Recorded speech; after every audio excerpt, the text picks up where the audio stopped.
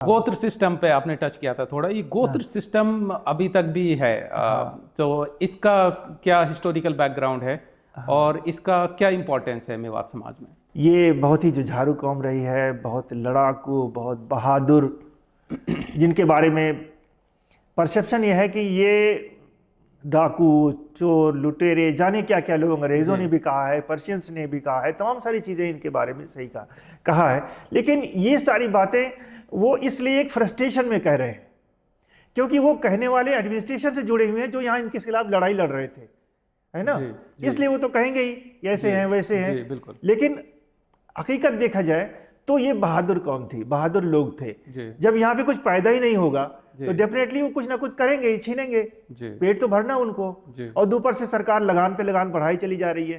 पहले तो यहाँ पे दुनिया भर की झीलें हुआ करती थी, कोटला झील, और इन सबको एक वो रोजगार का जरिया बनाने के बजाय और इन सब के ऊपर टैक्स लगाया जा रहा। थोड़ी बहुत जमीनें थी, वो भी नमकीन थी।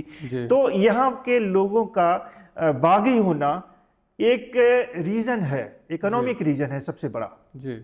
तो इनसे लड़ाई होती रहती थी तमाम सारे उन लोगों से, सेंटर के लोगों से। और जब लड़ाई होगी तो यूं ही पता चला कोई इधर से लड़ रहा है, कोई उधर भाग रहा है, कोई इधर जा रहा है। ऐसे तो लड़ नहीं सकते जी बिना संगठित हुए। तो हम देखते हैं, जैसे वो देखे यहाँ जो लीडर्स थे, जी सर, लीडर्स में हम आएंगे। अभी गोत्र सिस्टम पे, ये गोत्र नहीं, मैं उस लीडर की बात नहीं कर रहा हूँ जो आजकल है, पुराने की बात कर रहा हूँ। पुरानी की भी बात करेंगे सर, पुराने की बात वही तो बता रहा हूँ। उन लोगों ने बंटवाया इसको, उन लोगों ने इन से, तुर्कों से, मुगलों से, खासतौर से तुर्कों की बात करूंगा क्योंकि मुगलों तक तो मुगल तो बाद में आए। तो टर्क्स जो थे उनसे लड़ने के लिए, उससे पहले अरब, हाँ अरब्स में तो उस टाइम तो गोत्रपाल कुछ नहीं था। अच्छा, हाँ टर्क्स के टाइम में हुआ है ये सारा। जी। तो ऐसा किया गया कि सबको डिवीजन में बांट दो, 4 गांव 6 गांव इस तरह से करके, भाई तुम इधर इस फ्रंट से लड़ोगे, तुम उस फ्रंट से लड़ोगे, तो नाम क्या दे उनका। आज हमें बता देते हैं ये कर्नल है, ये जनरल है, ये कैप्टन है, ये क्या है। तो उस तरह से ग्रुप्स में बांट के उन्होंने पाल बनाया। ये पाल, दूसरा पाल, तीसरा पाल, चौथा पाल, है ना। इस तरह से उन्होंने तकरीबन 12 पाल बनाए, यानी 12 बड़े बड़े ग्रुप बनाए। और उन पाल के जो चौधरी होते थे उनकी जिम्मेदारी होती थी अपने सारे लोगों को लेकर लड़ना। ये एक सोशियो मिलिट्री सिस्टम था, गोत्र या पाल सिस्टम। और ये तुर्कों ने एस्टैब्लिश किया? नहीं, तुर्कों के खिलाफ लड़ने के लिए एस्टैब्लिश किया मेओज ने। अच्छा, ओके। हाँ, मुसलमानों, यहाँ मेओज ने टर्किश आक्रमण के दौरान ये। हाँ। देखिए कुतुबुद्दीन ऐबक हुए, बलबन हुआ है। इसके बारे में तो कई सारे, एक तो कुछ लोग ज़्यादातर मेरे ख्याल से 90% ऑथेंटिक है ये बात कि काकू राणा एक रूलर, एक मेओ के लीडर हुआ करते थे। मेहरौली के पास एक जगह गढ़धामना, वहाँ पे ये इनके शासन हुआ करता था और ये तमाम सारे मेवात पे वो करते थे। उन्होंने डिवाइड किया था इससे गोत्र और पाल सिस्टम को। फिर कुछ लोग ये भी कहते हैं, कुछ % लोग, जिसमें एक किताब भी लिखा है तारीख मेओ महर स्वाले साहब ने, उन्होंने कहा कि नहीं, ये बहादुर नाहर खां के टाइम में ये हुआ है, यानी फिरोज शाह तुगलक के टाइम में इसको ये बंटवारा हुआ है। इसके टाइम में नहीं हुआ है, काकू राणा के टाइम में।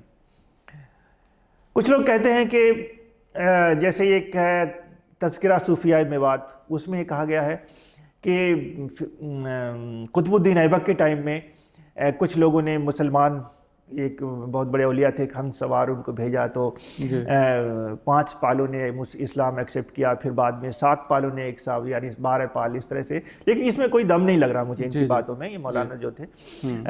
हो सकता है सही हो, इनका परसेप्शन हो, लेकिन ऐसा नहीं था कि सारे पाल मुसलमान हो गए थे। मुसलमान तो थोड़ा थोड़ा टाइम टू टाइम होते रहे। महमूद गजनवी के बाद से शुरू हुआ था ये सब कन्वर्जन, उसकी बात भी मैं आपसे करूंगा।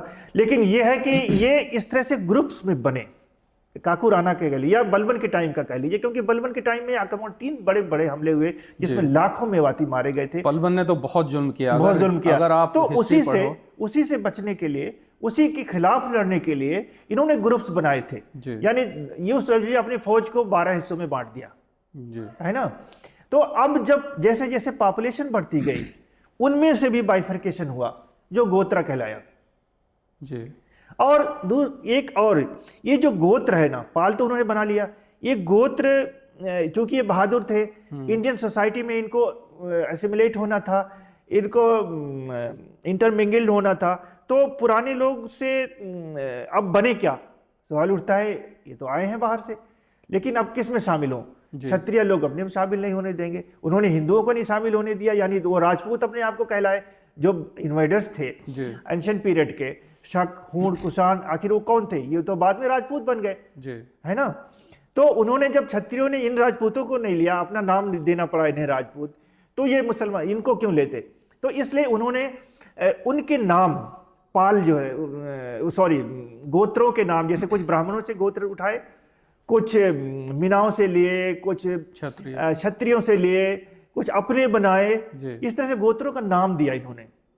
और बाकायदा मैंने अपनी किताब में लिखा है कि कौन सा गोत्र किससे लिया गया, ब्राह्मण से लिया गया, क्षत्रिय से लिया गया, किससे लिया गया, राजपूत से लिया गया, या कौन से क्लान से लिया गया। शिरकलोथ किससे लिया गया? मैं शिरकलोथ हूँ सर। अच्छा, वो मैं बात बताऊंगा देख करके।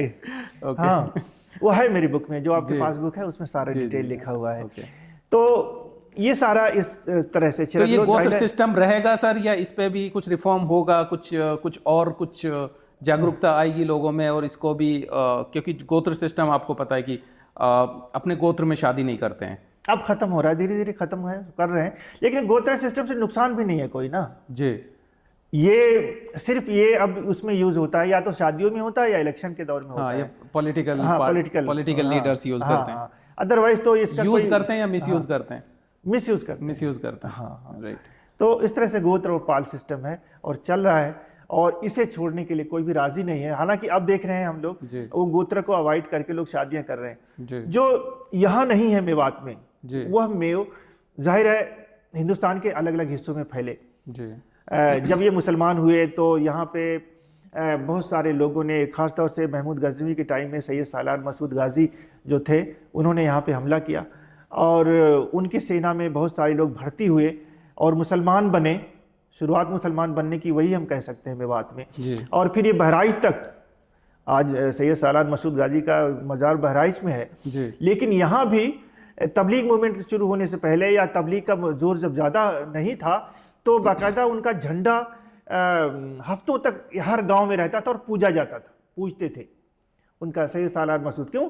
क्योंकि उनका अटैचमेंट उनसे बहुत ज़्यादा था, उनके हाथों मुसलमान हुए थे जी। तो इस तरह से ये इस्लाम से भी जुड़े रहे, और इनका माइग्रेशन भी हिंदुस्तान के कई हिस्सों में हुआ, उनके साथ गए। यहाँ तक कि मुझे बड़ा दिलचस्प लगा कि एक बुक में पढ़ रहा था, तो उसमें मैंने देखा कि जो बक्सर की लड़ाई हुई 1764 में, उसमें शाह आलम सेकंड जो थे, वो भी अंग्रेजों के खिलाफ लड़े थे सुजाउद्दौला के साथ और मीर कासिम के साथ। तो बक्सर की लड़ाई में शाह आलम द्वितीय के जो फौज थी, उसमें मेयों की बहुत बड़ी टुकड़ी थी, और मेन कंट्रोल मेयों के हाथ में था। आप अंदाजा लगाइए कि किस तरह से ये लोग बहादुर थे, और कहां कहां तक इनकी फौज जाती थी लड़ने के लिए। और इस तरह से ये पूरे हिंदुस्तान में फैले हुए हैं जगह जगह। भले ही वो भूल चुके हैं, वो गोत्रपाल नहीं मानते, हाँ नहीं मानते कहीं भी। यहाँ मेवात में जो मेव है वही गोत्रपाल मान रहे, बाकी लोगों को गोत्रपाल भूल चुके हैं।